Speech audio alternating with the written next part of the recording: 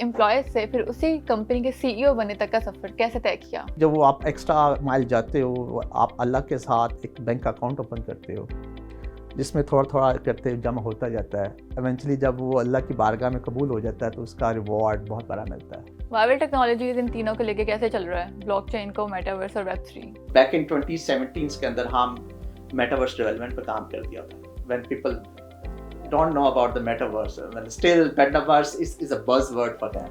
इस वक्त मेरे साथ मौजूद हैं अंजुम शहजाद साहब जो कि वाइवल टेक्नोलॉजीज के सीईओ हैं। अंजुम साहब, सबसे पहले तो आपसे ये जानना चाहूँगी कि एक एम्प्लॉय से फिर उसी कंपनी के सीईओ बनने तक का सफ़र कैसे तय किया? ओवरऑल जर्नी की बात करें तो like it's a great blessing कि आप एक कंपनी में किसी एक लोएस्ट एक एम्प्लॉय से स्टार्ट करते हैं और then you become the partner of this company as a stakeholder, major stakeholder of the company as well. जो आप इम्पैक्ट क्रिएट कर रहे होते हो और आपको जब वो लिंक आपके पर्सनल और प्रोफेशनल गोल के साथ लाइन चीज़ होती है तो दैट्स बिकम द मोटिवेशन। अच्छा, मुझे बताएगा कि आपके जर्नी ने आपकी अप्रोच को कैसे शेप किया टुवर्ड्स सीईओ? मैंने हमेशा कोशिश की है कि आप हमेशा ज़्यादा दें।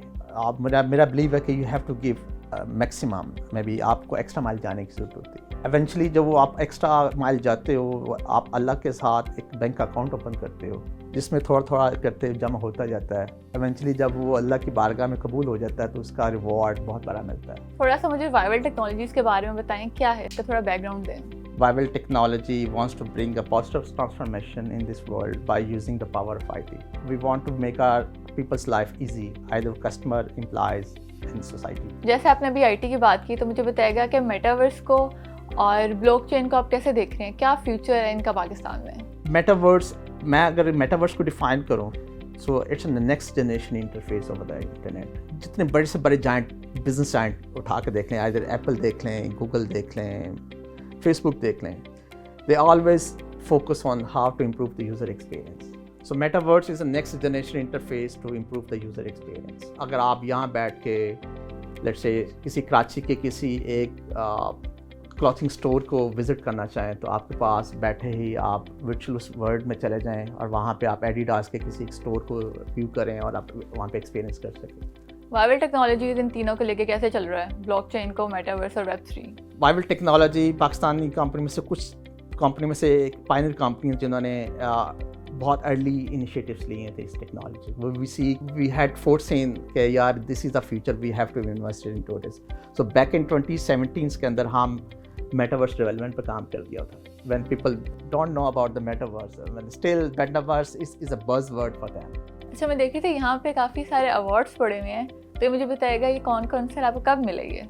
हम अपने आप को शो ऑफ नहीं किया था, ये शोकेस नहीं किया था, बस रिसेंटली हमने अपने आप को इंटरनेशनल प्लेटफॉर्म पे भी प्रेजेंट करना शुरू किया। So recently Pasha award, we got the Pasha gold winner award in ICT services solution category candidate है। सो इसके साथ साथ फिर हमने अपिक्टा अवार्ड्स को विन किया। अपिक्टा इस एशिया पैसिफिक ICT अवार्ड, इसमें अराउंड 16 कंट्रीज पार्टिसिपेट की। इन टॉप 100 मेटावर्स इनोवेटर्स का भी अवार्ड हमारे पास है कि दुनिया के अंदर, जिसमें including Microsoft, Google, Facebook, Adidas, among all those big players.